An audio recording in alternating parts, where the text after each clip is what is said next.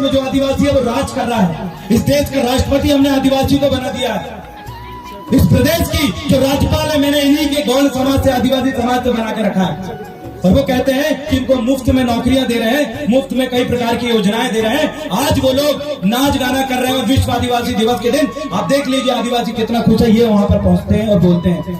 आप ही के प्रतिनिधि भारत सरकार जब पहुंचाती है, मैं आपसे सवाल करना चाहता हूँ, आप जब विश्व आदिवासी दिवस को जब सड़कों में नाचते हैं, आपके 2 वक्त का खाने के लिए आपके पास खाना नहीं है, आप एक टाइम लकड़ी बेचते हैं, आपके बच्चे को पढ़ने के लिए अच्छा एजुकेशन नहीं है, और जब आप 9 अगस्त को नाच के जब बताते हैं तो वो फोटो उठा के ये संयुक्त राष्ट्र में कहा जाता है कि आप इस दिन आप खुश हैं, आप शासक है। मुझे बताइए कि आप शासक बन चुके, आप खुश हैं? आपकी हालत देखिए, हालत देखिए, आप नीचे से ऊपर तक देखिए। इस देश में राज किसको करना चाहिए था, इस देश में शासन किसको करना चाहिए था, लेकिन आज मूल मालिकों की ये हालत है कि जंगल में उनके हाथ में षड्यंत्र पूर्वक बंदूक थमा दिया गया है। उसके जिम्मेदार कौन है, हमें उस पर भी चर्चा करनी चाहिए। साथियों, आपको एक बात हमेशा अपने दिमाग में याद रखना, जो सत्ता में रहता है विकास उसी का होता है। आपको पता है मुगल कालों में जब मुगल शासन था उस समय किसका राज था, किसका विकास हुआ था? मुस्लिमों का विकास हुआ था, क्योंकि वो सत्ता शासन में थी। और जब ब्रिटिश काल आया तो क्रिश्चियनों का विकास हुआ मेरे साथियों। जब अंग्रेज आए उन्होंने क्रिश्चियनों का बहुत जमकर विकास किया, जगह जगह चर्च बनाए, जगह जगह उनकी बहुत संपत्तियां। और जब हिंदू काल आया तो हिंदू काल में ब्राह्मण समाज सबसे उच्च पायदान में बैठा, सबसे ऊपर पायदान में बैठ के शासन सत्ता संभाल रहा था, और आज भी संभाल रहा है। आज कहीं पर भी आपको शासक वर्ग के लोग, ये बाजू में जो बिल्डिंग बन रही है ना, यहाँ दोपहर में मेहनत करते हुए नहीं दिखेंगे। मुझे बताइए, दिखते हैं क्या शासक वर्ग के लोग आपको सड़क में रोड बनाते हुए दिखेंगे? बताइए मुझे, लकड़ी बेचते हुए दिखेंगे? आपके साथ खंती खोदते हुए दिखेंगे? वो लोग शासक वर्ग। बोलो शासक वर्ग मतलब आप समझ जाइए, वो लोग जिनकी यहाँ सबसे बड़ी दुकानें है वो शासक वर्ग है। वो लोग जिनके पास सबसे बड़ी गाड़ी है वो शासक वर्ग है। वो लोग जिनके बड़े बड़े स्कूल और कॉम्प्लेक्स है वो शासक वर्ग है। वो लोग जिनके सैकड़ों ट्रक चल रहे हैं वो शासक वर्ग है। वो लोग जिनको रोड बनाने का भी अगर ठेका मिलता है तो वो शासक वर्ग है। मैं उनकी बात कर रहा हूँ जो आज लाखों करोड़ों की गाड़ियों को घूमते हैं, वो शासक वर्ग है। मैं उनकी बात कर रहा हूँ जिनके ऊपर अत्याचार नहीं होता, जिनकी बहु बेटियों को मणिपुर में जैसे नंगा घुमाया गया आदिवासी महिलाओं को, उनकी महिलाओं को कोई नंगा नहीं घुमाता। मैं उन शासक वर्गों की बात कर रहा हूँ जिनके बच्चे विदेश में पढ़ते हैं और आपका बच्चा थोड़ा सा एक स्कूल में पढ़ने पर मजबूर है। मैं उन शासक वर्गों की बात कर रहा हूँ जिनके लोग VIP हॉस्पिटलों में इलाज कराते हैं और वही दूसरा वो लोग खटिया में ले जाकर उनकी सड़क में मृत्यु हो जाती है। एक वो गुलाम वर्ग है, एक वो शासक वर्ग है जो आज अमीर बनकर बैठा हुआ है। मैं उसकी बात कर रहा हूँ। आखिर कब तक ये शासक वर्ग और गुलाम वर्ग की लड़ाई कब खत्म होगी? ये खत्म तब होगी मेरे साथियों, हमेशा याद रखना। मैंने बताया मुगल काल में मुस्लिमों का विकास हुआ, ब्रिटिश काल में क्रिश्चियनों का विकास हुआ, हिंदू काल में ब्राह्मण समुदाय का विकास हुआ। जब आदिवासी काल आएगा तो मुझे पता है आप लोग इस देश में राज करोगे, लेकिन वो कब आएगा? आदिवासी काल, इस देश में आदिवासी राष्ट्रपति नहीं, आदिवासियों की राष्ट्रपति चाहिए। इस देश में आदिवासी राष्ट्रपति है, उसके बाद भी आदिवासियों को गोली मारा जा रहा है। इस देश में आदिवासी राष्ट्रपति है, इसलिए हमारे छत्तीसगढ़ के लड़के फर्जी जाति प्रमाण पत्र बनाने वाले लोगों के खिलाफ नंगा घूम रहे हैं, मजबूर हो चुके हैं वो लोग। उनके लिए हमें सड़क में उतरना पड़ेगा और इन युवाओं को उनका साथ देना पड़ेगा। बैठने से कुछ नहीं होगा। आपके भाई देवरावन भलावी के ऊपर 20-25 से ज्यादा FIR अग्रिम जमानत पे छूटा हूं, अभी मेरे नाम पे वारंट छूटा, 21 दिन जेल में रहूं। किस कारण? ये समाज अगर आज नहीं जागी, ये बच्चे जो अभी सामने खड़े हैं, ये आज अगर सड़कों में नहीं चल रहा है तो ये आने वाले समय में गुलाम हो जाएंगे, क्योंकि अंतिम पीढ़ी को बचाने की ये अंतिम पीढ़ी की लड़ाई है। इसके बाद अगर आपने नहीं लड़ा तो आप गुलाम हो जाओगे मेरे साथियों, इसलिए आपको लड़ना पड़ेगा। आपको समझना पड़ेगा सत्ता किसके पास में है, लड़ना किससे है। यहाँ के लोगों को वो नहीं समझता उनका दोस्त कौन है, दुश्मन कौन है। आज सत्ता किसके पास में, लड़ना किससे है। याद रखना, मुगलों को पता था कि लड़ना किससे और उनका दुश्मन कौन है। याद रखना, आर्यों को पता था कि वो देश में अगर वो आए तो उनका दुश्मन कौन है, लड़ना किससे है। आपको ये भी याद रखना पड़ेगा, जितने भी विदेशी अंग्रेज डच और जितने भी कंपनी आई, उनको ये बात बड़ी अच्छी से पता था कि उनको लड़ना किससे, उनका दुश्मन कौन है। लेकिन आज मेरी ये समाज, आज मेरी ये बोली वाली आदिवासी समाज, यहाँ की ST SC OBC मूल निवासी समाज, इनको नहीं पता है कि इनका दुश्मन कौन है, लड़ना किससे है। इसीलिए आप हमारे साथ अपनी लड़ाई हारते हो। और जिसको अपने दुश्मन की पहचान नहीं होती वो दुश्मनों से लड़ने के लिए कभी रणनीति नहीं बनाता, और जो कभी रणनीति नहीं बनाता वो युद्ध में कभी जीतता नहीं है। इसीलिए आपको पहचानना पड़ेगा आपका दुश्मन कौन है। मेरी माताएं बहनें मेरे पीछे चल रहे, पीछे स्कूल के पास घूम रहे उन बच्चों से मैं कहना चाहता हूं, आपके दुश्मन को पहचानिए। आज मुझे बताइए, आपके छत्तीसगढ़ राज्य में आरक्षण बचाने की लड़ाई कौन लड़ता है और कौन नहीं लड़ता? जो नहीं लड़ता वो आपका दुश्मन है, जो लड़ता है वो आपका दोस्त है। आपकी बहू बेटी के ऊपर जब बलात्कार होता है तो उस बलात्कार करने वाले आरोपियों को फांसी दिलाने के लिए जो व्यक्ति लड़ता है वो आपका दोस्त है, और जो आरोपी के पक्ष में उतर के सड़क में नेतानगरी करता है वो आपका दुश्मन है। आपको पहचानना पड़ेगा। जो आपकी छिनती हुई जल जंगल जमीन को बचाने के लिए सड़क में उतर के लड़ रहा है वो आपका दोस्त है, और जो कारपोरेट और पूंजीपतियों के साथ मिलकर आपको बर्बाद कर रहा है, आपको जंगल छीन रहा है, वो आपका दुश्मन है। इसकी पहचान आपको करना पड़ेगा, और आपने इसकी पहचान नहीं करी, इसलिए क्या नुकसान हुआ आपको पता है? आपका भाई दुश्मन की सेना का सेनापति बन के बैठा है और वो आपके ऊपर गोली चलाता है, आपके अधिकार खत्म करता है, आपकी जल जंगल जमीन लूटता है, आपके खनिज संपदा लूटता है, आपकी बहु बेटियों को आबरू को बर्बाद करता है, आपके हक और अधिकार को और आपके अस्तित्व को खत्म कर रहा है आपकी आंखों के सामने। वो आपका दुश्मन, उसको पहचानो, लड़ो उससे। कब पहचानेंगे आप लोग? आज मध्य प्रदेश के अंदर पूरा का पूरा युवा, चाहे गुणगाना के नाम से हो, पूरा युवा एकत्रित होकर सामाजिक तौर पर सड़क में उतर कर न्याय के लिए भटक रहे हैं, वो ले रहा है। हमारे क्षेत्र में कई ऐसे बड़े लोग हैं जिनके सामने हमारे लोग चप्पल उतार के चलने पे मजबूर थे, जिनके सामने कुर्सी में नहीं बैठ पाते थे, जिनके सामने वो बैठ के खाना नहीं खा सकते थे, जिनके सामने पीला गमछा नहीं डाल सकते थे। ऐसे लोगों के खिलाफ लड़कर आज हमने ऐसी क्रांति लेके आ गए हैं। ऐसे लोगों के सामने मुझे के बोलता जय सेवा, जय गुणवाना, जय बूढ़ादेव, ये जोश मैं आपके अंदर देखना चाहता हूं। आप लगातार सरकार आपके खिलाफ कुछ कानून लेके आई है जो हमारे लोगों को समझ नहीं पाए। आपके खिलाफ यूनिफॉर्म सिविल कोड लाने की एक बहुत खतरनाक कोशिश की जा रही है। वो यूनिफॉर्म सिविल कोड जिसमें समान नागरिकता का अधिकार है, जिसमें समान अधिकार की बात किया गया है, सबको समान अधिकार हो। मैं कहना चाहता हूँ, इस देश के जो मूल मालिक है, 5 जनवरी 2011 सुप्रीम कोर्ट का जजमेंट है, इस देश का आदिवासी, इस देश का 8.5% 7% आदिवासी इस देश का मालिक है। वो मालिक जिसने इस देश को बनाने के लिए अविभाजित समय, जिस समय राजा महाराजाओं का शासन था, उस समय जिन लोगों ने 258 से ज्यादा रियासत दी, 60% से ज्यादा जमीन भारत देश को बनाने के लिए दी, आज उनका अस्तित्व खतरे में है। आज उनके नाम पे फर्जी लोग ईसाई जाति बनाकर नौकरी ले रहे हैं, उनके खिलाफ आपको लड़ना पड़ेगा, अन्यथा आपकी पूरी नौकरी छीन लेंगे।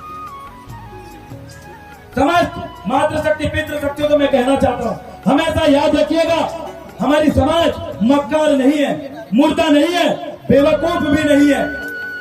आज आपके हालात है, चाहे आप गरीबी में हो, अशिक्षा में हो, तो आपकी हालात आपकी वजह से नहीं है, ये हमारे जैसे नेतृत्वकर्ताओं की वजह से है। अगर हम लोग ढंग से काम कर लेते तो गांव गांव मेरी समाज भी जागती और दूसरी समाज की जैसे राज करना सीखती मेरे साथी। ये हमारी गलती है कि हम आपके गांव तक नहीं पहुंचे, हमारी गलती है कि हमारे पास एक परफेक्ट लीडर नहीं थे, हमारी गलती है कि यहाँ पर युवाओं को हमने शिक्षित, प्रशिक्षित और कैडर नहीं दिया। ये हमारी गलती है कि हमने जब बिगड़ती हुई शिक्षा व्यवस्था पे आवाज नहीं उठाया। ये हमारी गलती है जब संसद और विधानसभा में आपके खिलाफ कानून बन रहा था तो हम लोगों ने उसका विरोध नहीं किया। ये हमारी गलती है, और इस गलती को सुधारने के लिए एक मौका आपको देना पड़ेगा, और आपको इस बात को दिमाग में बैठा के रखना पड़ेगा कि जो लोग आज आपके सामने बैठे हुए हैं, आपके अधिकार के लिए लड़ रहे हैं, इन लोगों को अपने गांव में बुलाकर इनके साथ बैठक और चर्चा करनी पड़ेगी, तब जाके एक मजबूत समाज में आपकी गिनती होगी। अन्यथा आपका अस्तित्व ये लोग खत्म कर देंगे और नाम का आदिवासी इस देश में बचेगा।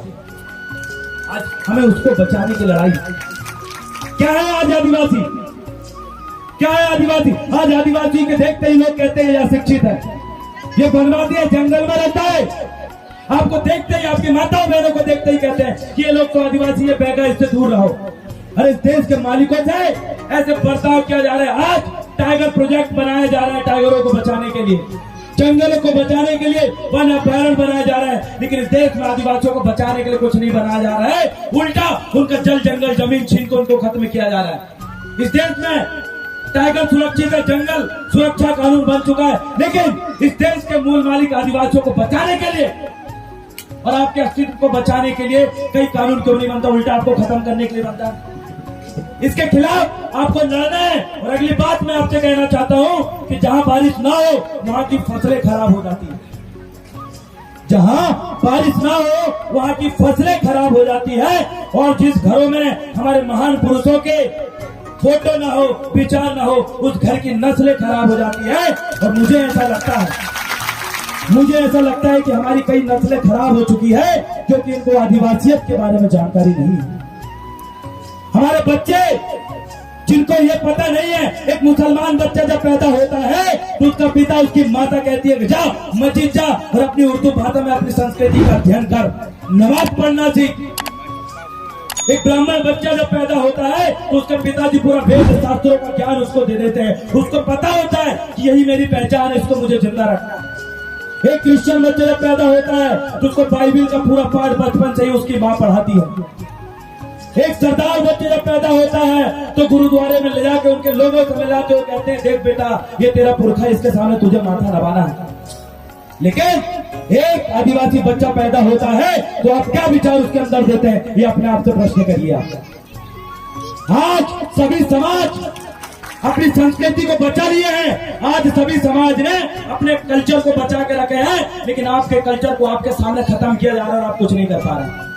सुबह मेरी डॉक्टर धुर्वे सर से चर्चा हो रही थी और भी साथी आए थे, उनसे मेरी चर्चा हो रही, उनसे मैंने पूछा कि आपके गांव में जो गांव की शक्तियां हैं उनके बारे में कि उनको कौन कौन पूछते हैं। तो उन्होंने बताया हमारे गांव में बुढ़ाल बहन है, बूढ़ी दाई है और भी बहुत सारे बहन शक्तियां हैं, इनको यहाँ के ST SC OBC समाज भर पूछती है। मैंने उनसे पूछा कि बाकी समाज क्यों नहीं पूछती, तो उन्होंने कहा कि वो सर नहीं झुकाते। मैंने फिर से प्रश्न किया कि क्यों नहीं झुकाते, तो उन्होंने इसका कोई जवाब नहीं दिया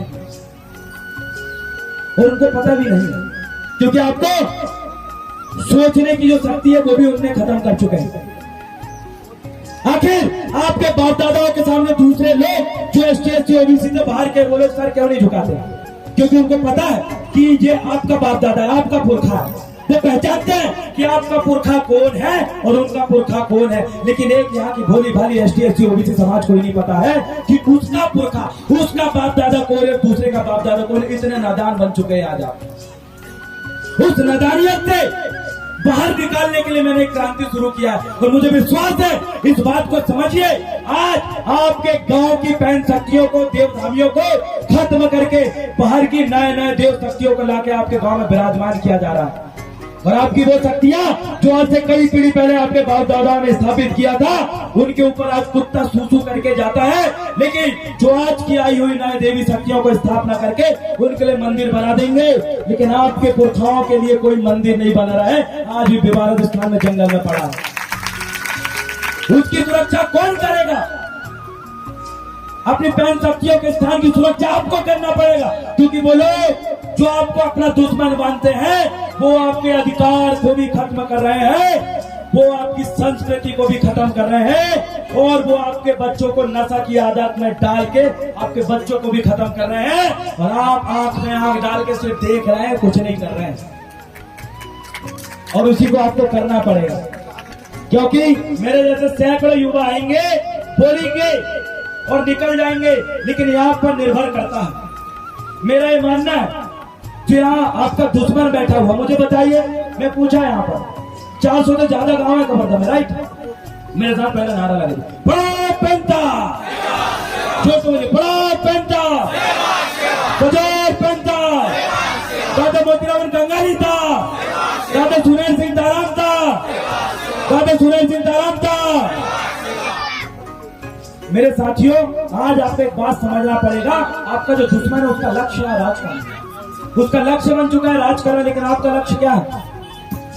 आपका लक्ष्य क्या है? और उस लक्ष्य की प्राप्ति के लिए आपने क्या कदम उठाया है? आप क्या रणनीति से काम कर रहे हैं? आपके गांव में आप क्या सोच रहे हैं? तो पूरा हासिल का निकल के आता है जीरो। जब ये हासिल का जीरो निकल के आएगा तो आपका विकास होगा या विनाश, ये आपको ही पता है साथियों। आपका सिर्फ और सिर्फ विनाश हो रहा है इतने सालों से। अगर कोई ये बोलता है कि हे आदिवासियों सुनो, मैंने इतने साल से तुम्हारा विकास किया, तुमको बताइए अपनी स्थिति को, बताइए आपका मुरझाया हुआ चेहरा, बताइए आपकी लाचार जिंदगी, बताइए आपके पास छिनती हुई जमीन, बताइए आपका करता हुआ जंगल, बताइए मरते हुए आपके बच्चे जिनके हाथ में जबरदस्ती षड्यंत्रपूर्वक बंदूक थमाया जा रहा है। ये आपका विकास है? आपको समझना पड़ेगा। आज भारत सरकार आपके लिए वर्ल्ड बैंक से पैसा लाती है, किसके लिए? इनकी एजुकेशन व्यवस्था ठीक हो, इनकी हेल्थ स्वास्थ्य व्यवस्था ठीक हो, लेकिन आपके हिस्से का पैसा नीचे आते आते ऊपर कई नेतागण झटक जाते हैं और आपको इस कागजों में दर्शा देते हैं कि वर्ल्ड बैंक से हमने 500 करोड़ लेकर आया, 600 करोड़ लेकर आया है। वो पैसा वही खत्म हो जाता है और आप लोग, आपके बच्चे जिन हाथों में लैपटॉप होना चाहिए था, जिन हाथों में कलम होनी चाहिए थी, उनके हाथों में ये अपने बच्चों के हाथ में थमा देते हैं कटोरा। जब आपके हाथों में कटोरा थमाया जाएगा तो आप बताइए आपका विकास होगा या विनाश? बताइए, मुझे बोल के बताइए, विकास होगा या विनाश? आपके बच्चों के हाथ में जब कटोरा थमाया जाएगा तो विकास होगा या विनाश? यही हो रहा है आपके साथ। और ये विनाश तब तक होगा जब तक आप अपने लोगों को आगे नहीं बढ़ाओगे। एक कहानी है जिसमें बहुत बेहतरीन तरीके से समझाया गया है।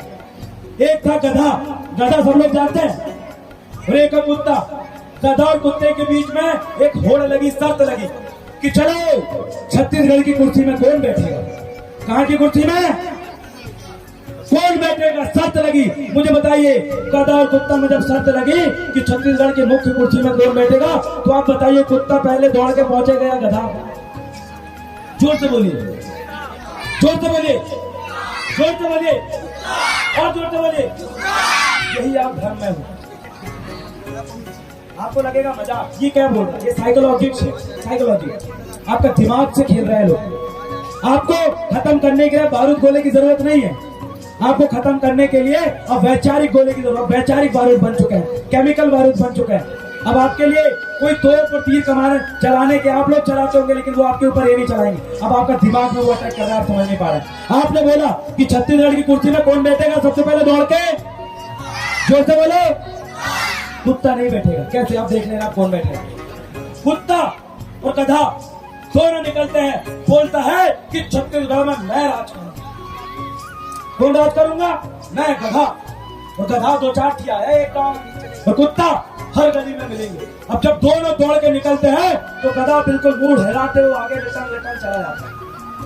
जब गधा निकलता है तो कुत्ता बोलता है ये गधा कहाँ जा रहा है? अरे इसको जाने दो, गधा है, क्या है, उसको जाना देते हैं, कोई नहीं भौंकता, वो गधा है ना, बेवकूफ है ना, जाने दो। और जब कुत्ता अपनी गली से निकलता है तो सामने वाली गली का कुत्ता कहता है अरे ये कहाँ जा रहा है? और पूरे टूट पड़ते कुत्ता मेरा एरिया में कैसा आया, कैसा आया मेरे एरिया में, पूरा खूना खान कर दिया।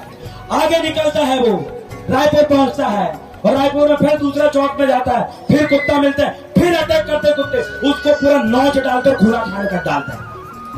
फिर आगे बढ़ता है, फिर कुत्ते अटैक करते हैं, फिर वो खूना खान हो जाता है। फिर आगे बढ़ता है तो फिर कुत्ते मिलते हैं, फिर अटैक कर देता है। फिर आगे बढ़ता है, फिर कुत्ते मिलते हैं। हर एक गली में उनको कुत्ते मिला और उसके कुत्ते ने उसी को काट डाला, उसी को वो काट डाला। आगे क्या हुआ पता है? गधा जाके जब वो कुत्ता जाता है तो देखता है गधा कुर्सी में बैठा हुआ। क्या सीख मिलती? इससे सीख मिलती है कि कुत्ता ने कहा कि सुन गधा, मेरे अपने लोगों ने मेरा साथ नहीं दिया, मेरे अपने लोगों ने मुझे पैर पकड़ के खींचा, मेरे अपने लोगों ने मुझे काटा मारा, मेरे अपने लोगों, मेरे समाज के, मेरे बिरादरी के लोगों ने मुझे काटा, रोका, नहीं तो तेरी औकात भी नहीं थी कि तू इस छत्तीसगढ़ की कुर्सी में बैठता मेरे साथ। आपके साथ ही वही हो रहा है, आपके साथ ही वही हो रहा है कि जहां आपकी जनसंख्या इतनी ज्यादा है, जहां शेर लोग रहते हैं, वहां एक गीधड़ राज कर रहा है। कैसा हो गया भैया? आपका मध्य प्रदेश में देखिए आदिवासियों की जनसंख्या वो 13%, उत्तर प्रदेश देखिए जहां 13% यादव की आबादी, वहां पर कितने मुख्यमंत्री बना दिए उन्होंने। ये महाराज देखिए वहां कुंभी पवार की आबादी कुछ % उन्होंने मुख्यमंत्री बना दिया। लेकिन छत्तीसगढ़, अरे 30, 32, 35% आदिवासी एक मुख्यमंत्री नहीं बना पा रहा, सिर्फ इस वजह से कि आप अपने लोगों को काटने का काम करते हो। आप जिस दिन सपोर्ट करने लगोगे मैं आपको मंच से गारंटी देता हूं, इस प्रदेश में घुसकर राज करने वाले शरणार्थी यहां से छोड़ के भागेंगे, अपना कॉन्ट्रैक्ट छोड़ के भागेंगे, अपना पेट्रोल छोड़ के भागेंगे, अपना करोड़ों का बनाया हुआ स्कूल छोड़ के भागेंगे, आज की जमीन में जो कोयला निकाल रहे हैं वो सब छोड़ के भागेंगे। लेकिन आपको अपने लोगों का साथ देना पड़ेगा। अगर आप उन कुत्ते की तरह अपने लोगों के काटोगे, क्योंकि आज जन चेतना आई है, आज हमारे लोगों में, हमारे मुखियाओं में जन चेतना आई है। उन्होंने एक आशा जताई है कि बहुत हो गया गुलामों, बहुत हो गई गुलामगिरी भैया, बहुत हो गई, अब इस गुलामगिरी से हम छुटकारा पाना चाहते हैं। उन्होंने कदम बढ़ाया है और आपको इनवाइट किया है कि अपनों का साथ दो, दुश्मनों का साथ दोगे तो वो आपको खत्म करेंगे। इसलिए आपको अपनों का साथ देना पड़ेगा और आने वाले समय में शासन की उस कुर्सी में अपना आदिवासी भाई को बैठाना पड़ेगा। आप दिखाइए, अब की बार आदिवासी सरकार, जोर से बोलिए, अब की बार, अब की बार। आपको बोलना है मालक है, मालक है, आदिवासी देश का मालक है।